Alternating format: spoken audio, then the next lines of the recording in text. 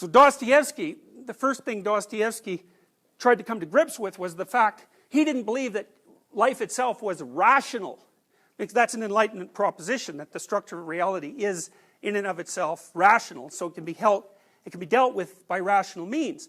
And that's been a very powerful theory, because it's enabled us to develop this scientific viewpoint and the technology that goes along with it.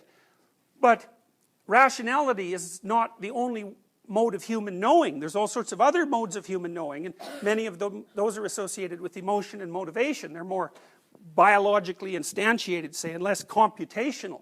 And rationality has a very difficult time even conceptualizing how those other modes of knowing might be real, and so what it tends to do is denigrate them as mere opponents to rationality. But the Dostoevskian perspective, and this is also something that Rogers followed up on, and Jung, was that life itself is so irrational, or experience itself is so irrational, given its suffering and its absurdity, that a merely rationally formulated representation of life is insufficient. It can't manage the job. And what rationality will therefore do is cut away everything from life, cut away everything from its definition of reality that it can't actually encapsulate. Dostoevsky said, "In short, one may say anything about the history of the world, anything that might enter the most disordered imagination. The only thing one can't say is that it's rational. The very word sticks in one's throat." And indeed, this is the odd thing that is continually happening. There are continually turning up in life moral and rational persons, sages and lovers of humanity, who make it their object to live all their lives as morally and rationally as possible, to be, so to speak, a light to their neighbors, simply in order to show them that it is possible to live morally and rationally in this world. And yet, we all know that these very people, sooner or later, have been false to themselves. So that's a precursor of Freudian ideas. Playing some queer trick, often a most unseemly one.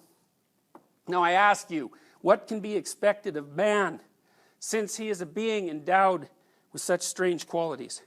Shower upon him every earthly blessing. Drown him in a sea of happiness, so that nothing but bubbles of bliss can be seen on the surface.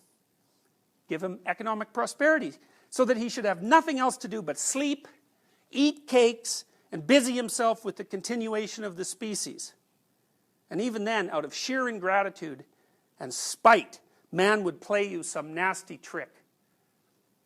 He would even risk his cakes, and would deliberately desire the most fatal rubbish, the most uneconomical absurdity, simply to introduce into all this positive good sense his fatal fantastic element. It is just his fantastic dreams, his vulgar folly, that he will desire to retain, simply in order to prove to himself, as if that was so necessary, that men are still men, and not the keys of a piano, which the laws of nature threaten to control so completely, that soon one will be able to desire nothing except by the calendar. And that's not all.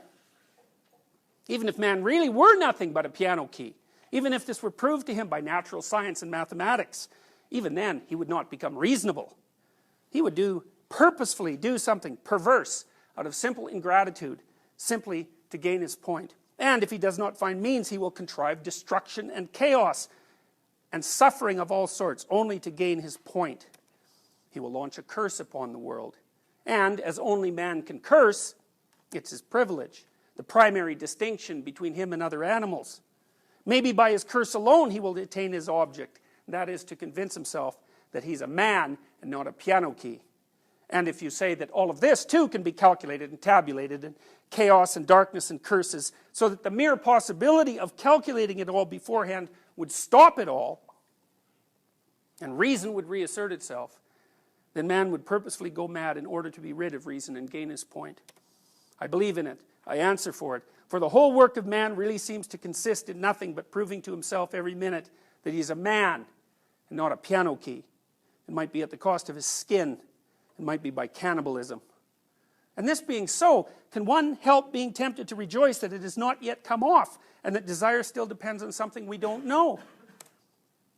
You will scream at me, that is if you condescend to do so, that no one is touching my free will, that all they're concerned with is that my free will should, of itself, of its own free will, coincide with my own normal interests and the laws of nature and arithmetic.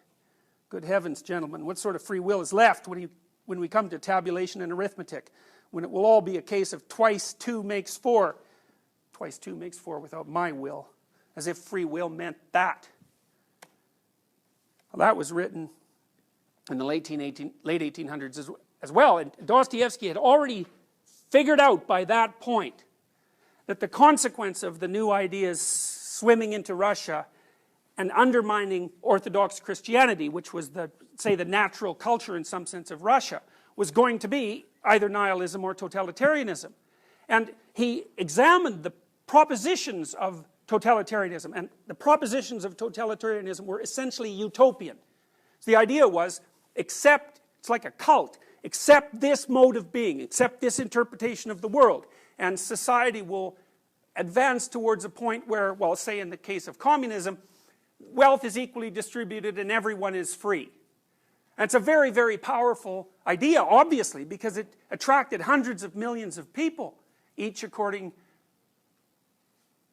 to his need, from each according to his ability. Sounds fair. You get what you get what you need to live, and you contribute what's in you to contribute. And when it was laid out in the world, it was an absolute catastrophe.